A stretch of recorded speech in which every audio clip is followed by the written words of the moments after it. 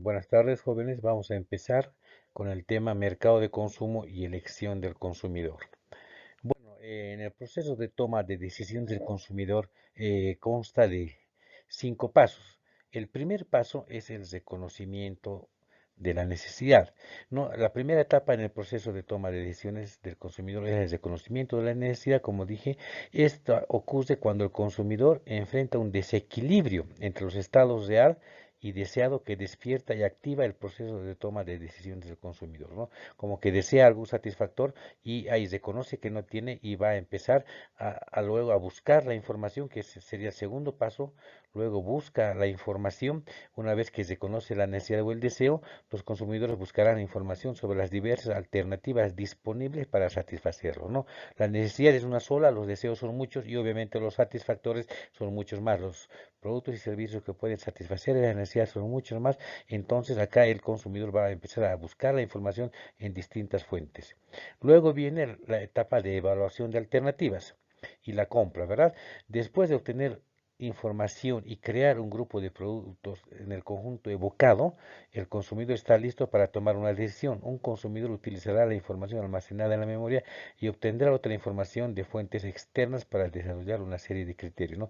Hay un conjunto evocado donde están todas las empresas o las marcas. En base a ese conjunto nosotros vamos a ir escogiendo poco a poco de qué marca y qué producto vamos a adquirir. El cuarto paso es la compra, ¿no? Comprar o no comprar, ¿verdad? Ahí entonces el consumidor ya está en ese dilema. Luego de haber evaluado las alternativas, el consumidor decide si compra, si no compra. Comprar o no comprar. El consumidor debe decidir si comprará o no. De manera específica, los consumidores deben decidir: uno, si comprarán; dos, cuándo comprarán; tres, qué comprarán, tipo de producto y marca; cuatro, en dónde comprarán; y cinco, cómo pagarán, ¿verdad? Entonces, ya yendo a la acción de compra, el consumidor se va a dar cuenta de las marcas que hay en el mercado y va a decidir la compra. Luego de decidir la compra y haber ido a la acción, el consumidor va a tener un comportamiento post-compra, ¿no? Es decir, va a evaluar el producto o servicio que ha adquirido, y es importante que en esta etapa nosotros como empresa hagamos también un seguimiento post-compra, porque la venta no termina cuando el consumidor paga. Ahí es cuando empieza hacer unas llamadas telefónicas, mandarle cartas, recordarle, digamos, este mes es su cumpleaños, tenemos una nueva oferta, o qué tal le ha parecido el saco que le hemos llevado, le falta algún botón. Es importantísimo para lograr la fidelidad del cliente el comportamiento posterior a la compra. Al comprar productos, los consumidores esperan obtener ciertos resultados de la compra. La forma en que se cumplen estas expectativas determina si el consumidor queda satisfecho o no con la compra.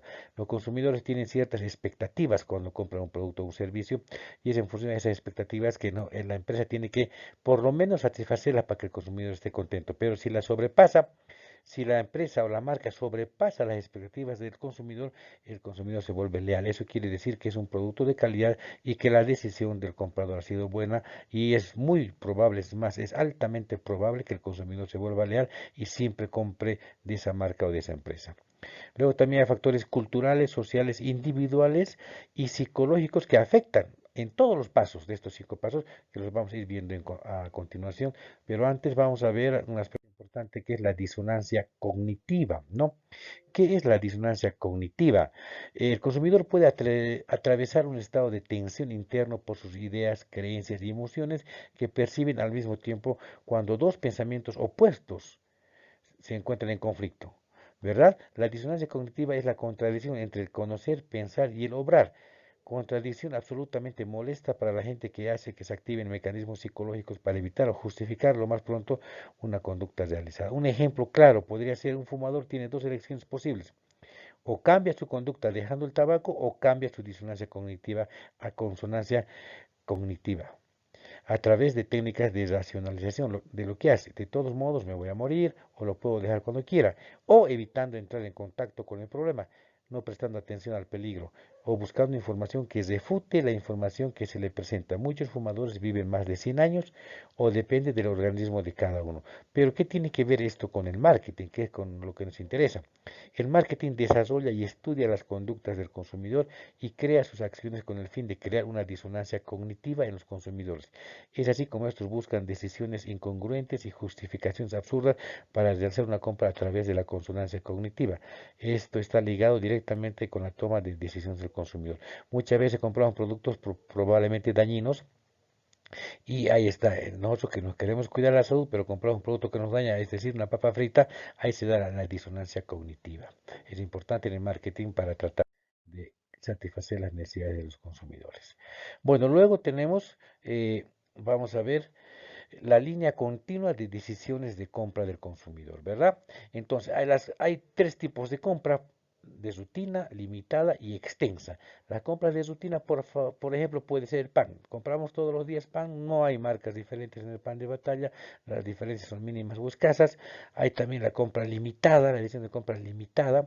Cuando, por ejemplo, compramos una bicicleta, tenemos cierta experiencia. Yo he comprado 3, 4 bicicletas para mis hijos, pero no he comprado tanto como el pan, ¿verdad? Sí, tengo cierta experiencia en marcas, modelos, diseños, ¿no?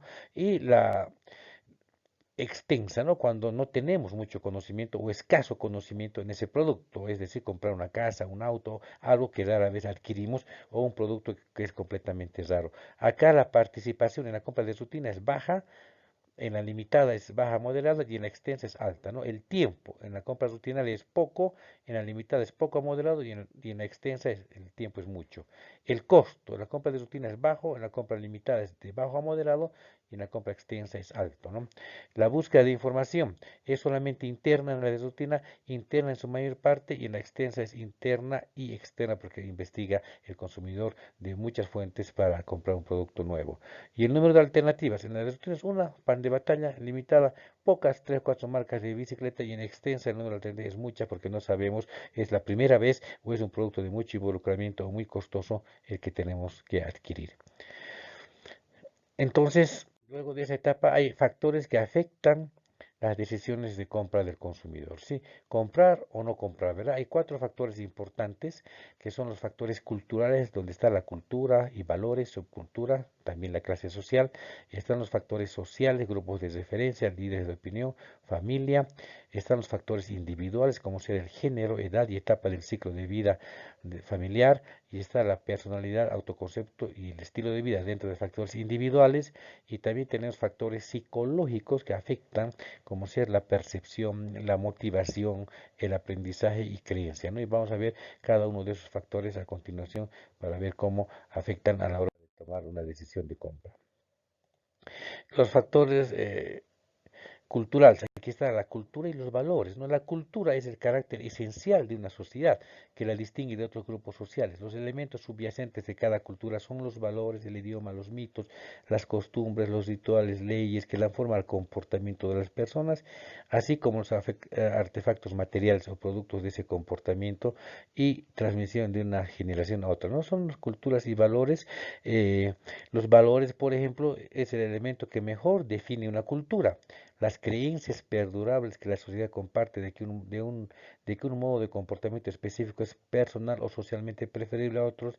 Los sistemas de valores de las personas tienen un importante efecto en el comportamiento como consumidor, ¿no? También influye en este aspecto la subcultura. Es importante que nosotros sepamos que el mercado está muchas veces compuesto por muchas subculturas y nosotros no le damos el valor que se merece. Una cultura se divide en subculturas con base en las características demográficas, las regiones geográficas, antecedentes nacionales y étnicos, creencias políticas y religiosas. Subcultura es un grupo homogéneo de personas que comparten elementos de la cultura en general, así como elementos culturales únicos de su propio grupo. En subculturas, actitudes, valores y decisiones de compra son todavía más similares que una cultura en términos de cómo, cuándo y dónde las personas compran productos. Tenemos que identificar cuántas subculturas hay en un país, en una ciudad, y saber muy bien tratar y llegar a estas subculturas. Luego tenemos otro factor cultural que es la clase social. No tenemos que confundir, como muchas veces pasa en nuestro medio, que confundimos clase social solamente con ingresos, ¿no? Una clase social es un grupo de personas que se consideran casi iguales en estatus o estima de la comunidad, quienes por lo regular socializan entre ellas tanto formal como informalmente y comparten normas de comportamiento, ¿no? Por lo regular, la clase social se mide como una combinación de ocupación, ingreso, educación, riqueza y otras variables, ¿no? Por ejemplo, en nuestro medio, la otra vez escuché a un estudiante de posgrado decir que en Sucre mucha gente tomaría el apellido como parte de la clase social. Yo no estoy de acuerdo en eso desde el punto de vista del marketing. El apellido no tendría mucho que ver, pero probablemente algunas empresas o instituciones lo toman. Sin embargo, el logro educativo parece ser el indicador más confiable del estatus social y económico de una persona. Quienes tienen grados universitarios o licenciaturas pertenecen por lo general a las clases más altas, mientras que las personas con alguna experiencia universitaria se acercan más a los conceptos tradicionales de la clase media, ¿no? Entonces no tenemos que confundir ingreso con clase social. Ustedes, al ser universitarios, estudiantes, tengan o no tengan dinero, según la definición de clase social, podrían pertenecer a la clase alta. Es más, todos, ustedes, docentes, estudiantes, pertenecemos a la clase alta porque estamos muy bien educados y al margen de tener ingresos altos o bajos. Ahora hay otros factores que son los factores sociales que influyen también en la decisión del consumidor. Acá tenemos, por ejemplo, los grupos de referencia, que son grupos formales e informales que influyen en el comportamiento de compra de un individuo. Son los grupos que a veces influyen queriendo sin querer en las cosas que nosotros vamos a consumir. Por ejemplo, las jóvenes de 15, 16 años generalmente quieren iPhone, ¿no? Quieren iPhone. ¿Por qué? Porque hay ciertas personas que tienen iPhone y ellas quieren parecerse a ellos. Los consumidores pueden utilizar productos o marcas para identificarse con un grupo o pertenecer a este. También hay lo que son los líderes de opinión.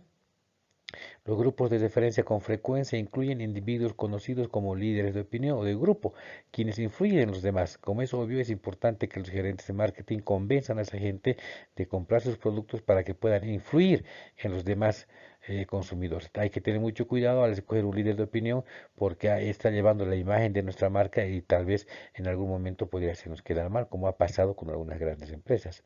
Y también otro factor importante, jóvenes, es la familia. La familia es la institución social más importante para muchos consumidores, con fuerte influencia en valores, actitudes, autoconcepto y comportamiento de compra. Una familia que valora en gran medida la buena salud, como es ahora, estamos en época de pandemia, una familia que valora la buena salud tendrá una lista de abarrotes diferente a la de otra que considera cada comida como un evento gourmet, ¿verdad? Es importante que tenemos que en la familia, nosotros cuando venimos de una familia y creamos otra familia, en esa familia demos ejemplos de calidad en el consumo. Otro factor importante son los factores individuales que tiene cada decisión de compra. El género es importante. Hombres y mujeres somos de distinto comportamiento de compra en la mayoría de los productos. En algunos tenemos los mismos patrones, pero en otros productos tenemos diferencias, ¿no? Las diferencias fisiológicas en hombres y mujeres dan como resultado diferentes necesidades, como en los productos de belleza y para la salud. También son muy importantes los diferentes roles culturales, sociales y económicos que hombres y mujeres desempeñan como sus efectos en los procesos de toma de decisiones. Entonces yo tengo que saber si mi producto es de un consumo similar en hombres y mujeres o no, o hay diferencia, ¿no?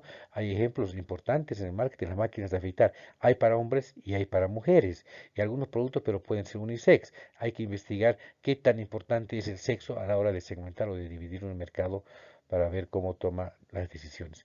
También está la edad y etapa del ciclo de vida familiar. La edad y la etapa del ciclo de vida familiar de un consumidor pueden tener un impacto significativo en su comportamiento de compra. Por lo general, la edad del consumidor indica los productos que les pueden interesar, los gustos del consumidor en cuanto a comida, ropa, automóviles, muebles y entretenimiento a menudo están relacionados con la edad. Los gustos y deseos cambian. Recuerden ustedes jóvenes, antes les gustaba alguna comida y ahora tal vez no les gusta, o al revés, no les gustaba y les gusta. Lo propio en la ropa, lo propio en la casa. Los gustos y los deseos están en constante cambio. Es trabajo del marketing investigar qué es lo que el consumidor considera de valor y llegar ahí antes que la competencia y antes que el consumidor. También otro factor importante individual en la decisión de compra son la personalidad, autoconcepto y estilo de vida, ¿no? Cada consumidor tiene una personalidad única. La personalidad es un concepto muy amplio que se puede considerar como una forma de organizar y agrupar las reacciones de un individuo ante las situaciones. La percepción de uno mismo o autoconcepto es la forma en que los consumidores se consideran a sí mismos. La personalidad y el autoconcepto se reflejan ¿dónde? Obviamente en el estilo de vida. Este último es un modo de vida identificado por actividades, intereses y opiniones de una persona, ¿no? ¿Qué actividades dedicamos el tiempo libre? Algunos hacen deporte, otros leen, otros estudian más, otros trabajan. ¿Qué intereses tenemos? ¿Nos interesa el medio ambiente? ¿Nos interesa la ecología o no nos interesa? La política puede interesarnos. ¿Y qué opinamos desde la pandemia? Entonces, todos esos aspectos son parte de la personalidad, autoconcepto y estilo de vida que también como factor individual influyen en la decisión de compra a la hora de escoger un producto o una marca en todos los consumidores. Hay otro aspecto también importante que influye y son los factores psicológicos en la decisión de compra. El marketing es una ciencia que se ha generado en la economía y ha pasado por la gerencia, por la misión de empresas y actualmente está usando mucho los aspectos psicológicos a la hora de investigar para que el consumidor tenga un determinado compra, una determinada compra. O una determinada decisión al momento de comprar. Entre esos tenemos la percepción. ¿Qué es la percepción? El mundo está lleno de estímulos. Un estímulo es cualquier unidad de información que afecta una o más de los cinco sentidos, visto, olfato, gusto, tacto u oído. El proceso mediante el cual seleccionamos, organizamos e interpretamos estos estímulos en una imagen significativa y congruente se conoce como percepción. La percepción es la forma en que vemos el mundo que nos rodea y cómo reconocemos que necesitamos cierta ayuda para tomar la decisión de compra.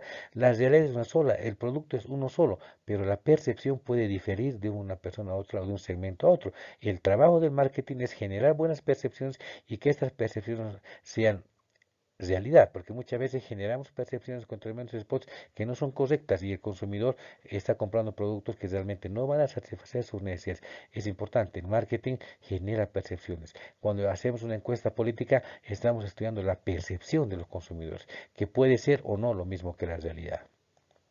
Luego, también otro factor psicológico importante es la motivación.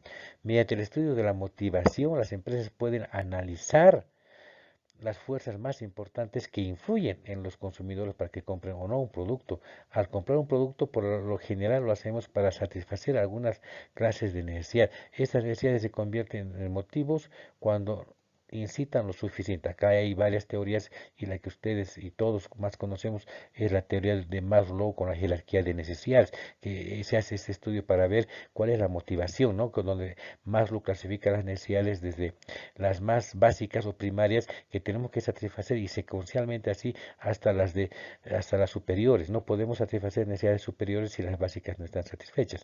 Es importante no saltarse necesidades. Algunos jóvenes confunden, tienen el último celular, pero no tienen para almorzar, ¿no? Primero son las básicas, luego son las demás necesidades según Maslow, obviamente. Luego, el aprendizaje. Casi todo el comportamiento del consumidor resulta del aprendizaje, que es el proceso que crea cambios en el comportamiento mediante la experiencia y la práctica. No es posible observar el aprendizaje de forma directa, pero sí podemos inferir cuando este ocurre por las acciones de una persona. Por ejemplo, suponga que ve un anuncio de un medicamento nuevo y mejorado para la gripe. Si va a la tienda ese día y compra ese remedio, podemos deducir que aprendió algo acerca del medicamento. Estamos en época de pandemia, del COVID. Cualquier resfrío nos parece grave y ya vamos y estamos aprendiendo a cuidarnos, a no consumir cosas frías, a no consumir grasas. Es una tendencia, yo creo, irreversible. Creencias y actitudes es otro factor psicológico que afecta, ¿no? A la hora de tomar decisiones al consumidor en la compra. Las creencias y actitudes están estrechamente vinculadas a los valores. Una creencia es un patrón de conocimientos organizado que un individuo considera cierto acerca de su mundo. Un consumidor puede creer que la cámara digital de Sony capta los mejores videos caseros, resiste el uso rudo y tiene un precio razonable. Estas creencias pueden estar basadas en el conocimiento, la fe o en lo que se ha escuchado decir o en la publicidad y promoción que hacen las empresas. Las empresas son muy buenas y creativas a la hora de promocionar sus atributos y ventajas competitivas, pero no por eso la empresa tiene que aprovecharse del consumidor y decir atributos o características que la empresa no tiene. Si haría esto, esto es lo que nosotros conocemos con el nombre de marketing salvaje, que el marketing salvaje es básicamente mentir al consumidor sobre las características de un producto para que él compre. La idea del marketing, queridos alumnos, no es que el consumidor compre solamente, ¿no? La idea del marketing es que el consumidor compre una vez, compre siempre y además me recomienda a sus amigos, a su grupo de referencia y sea leal a la marca. Eso es lo que yo tengo que lograr en la decisión de mi consumidor, los clientes leales. Vamos a ir recapitulando, hemos visto cuáles son los factores que afectan la decisión de compra del consumidor. Son cuatro factores. Factores culturales, acá tenemos cultura y valores o cultura y clase social. Son factores sociales, que tenemos grupos de referencia, líderes de opinión y familia. Tenemos factores individuales, donde está el género, edad y etapa del ciclo de vida familiar, personalidad, autoconcepto y estilo de vida. Y finalmente tenemos los factores psicológicos. Acá vemos la percepción, motivación, aprendizaje, creencias y actitudes. Entonces estamos viendo que el consumidor a la hora de decidir subyacentemente puede seguir esos pasos y hay estos factores que influyen en cómo yo voy a decidir mi compra por distintas marcas o distintos productos. Es importante que sepamos que el consumidor muchas veces confía en las empresas, confía en la información que nos da y es por eso que nosotros tenemos que proveer como expertos en marketing información segura, información garantizada a la hora de promocionar ciertos atributos de mi producto o mi marca. Eso es todo sobre el tema. Gracias por su atención.